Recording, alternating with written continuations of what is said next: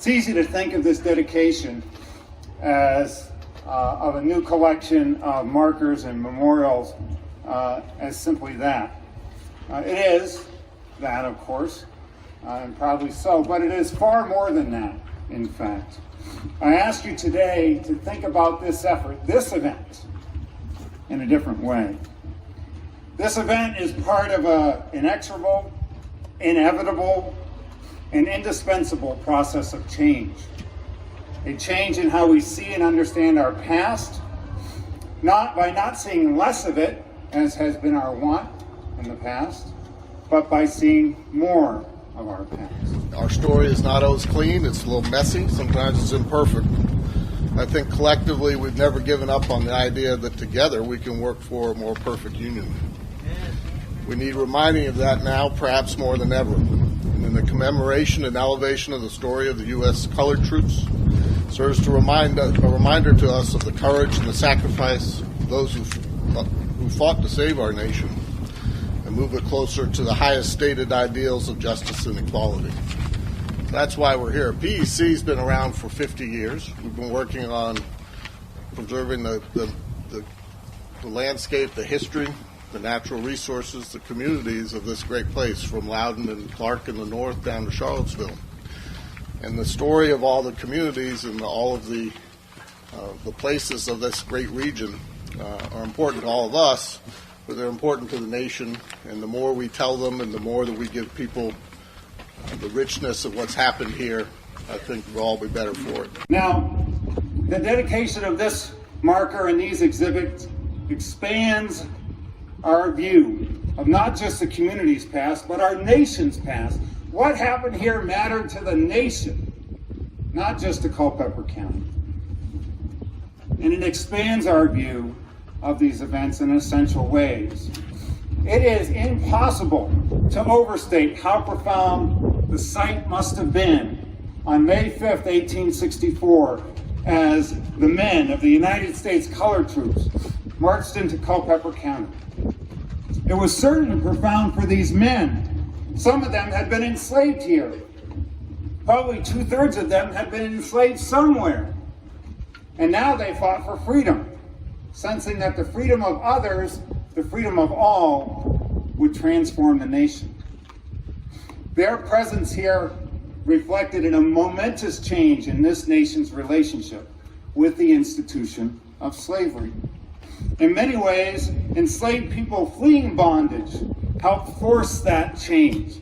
People whose names were not recorded and we don't even know, but by the thousands, they left farms and plantations in Culpeper and Spotsylvania and Orange County, and they entered the lines of any Union army or detachment they could find and presented themselves to the country as free people and said to the nation, "What are you going to do with us now?"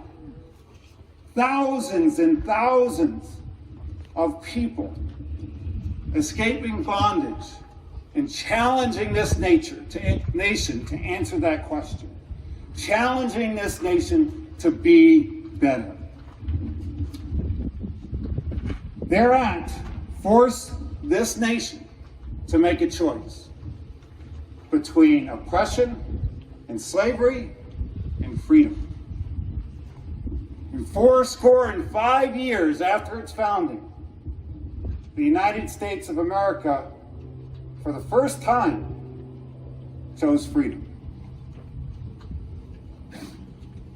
Here on these roads and on these grounds, some of these former bondmen in blue uniforms came and they undertook the work of an army.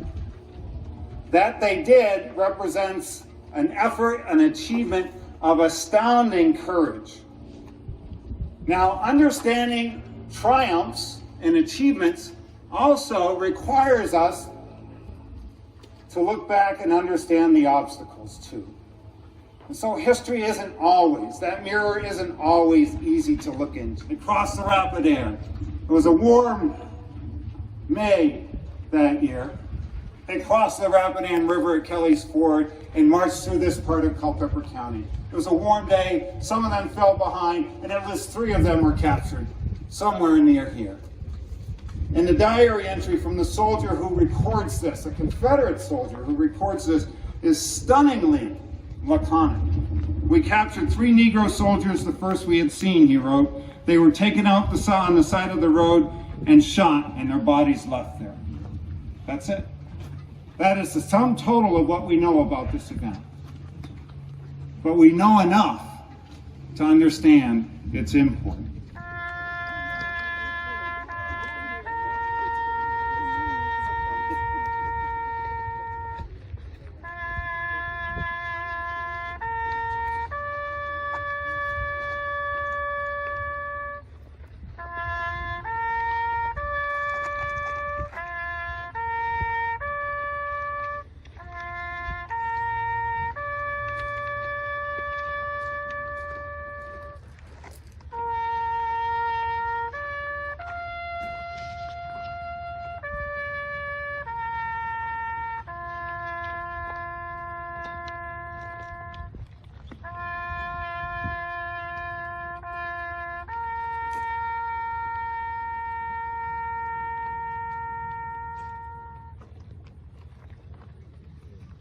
These types of dangers were present always for the USCT, and that fact magnifies their achievement.